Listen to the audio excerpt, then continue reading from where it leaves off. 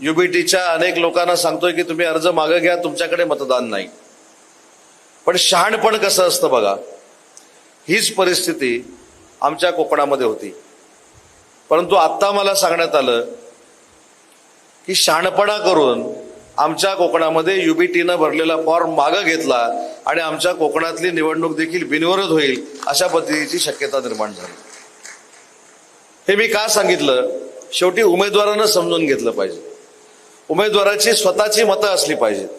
दुसऱ्याच्या मतावर दुसऱ्याची मतं आम्हाला मिळतील, असं होईल तसं होईल, जाती जातीमध्ये तेढ निर्माण होईल, धर्माधर्मामध्ये तेढ निर्माण होईल, मग आम्हाला मतं मिळतील, मग आम्ही जिंकू.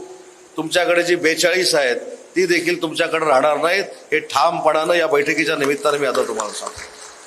आणि म्हणून आमच्या युबीटीच्या माणसानं जो निर्णय घेतला कोकणातल्या, घाबरून का होईना फॉर्म त्यांनी मागे घेतला. मी तुम्ही घाबरून फॉर्म घ्या असं म्हणत नाही.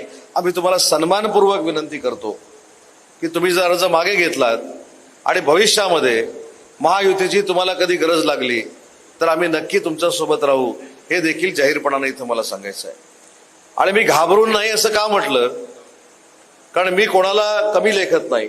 तुमच्याकडे असलेली ताकद असेल, तुमच्याकडे असलेलं अजून काही यंत्रणा असेल, परंतु मी जबाबदारीनं सांगितलं की 42 मतं देखील आम्ही तुमच्याकडे ठेवणार नाही. लोकशाहीच्या पद्धतीनं त्याच्यातली इकडून तिकडून चुकून तुम्हाला पडतील, पण बाकी सगळी युबीटीची मतं आमच्या सईद भैयाच्याच पाड्यात पडलेली आपल्याला दिसतील आणि हे 22 तारखेला सिद्ध होईल.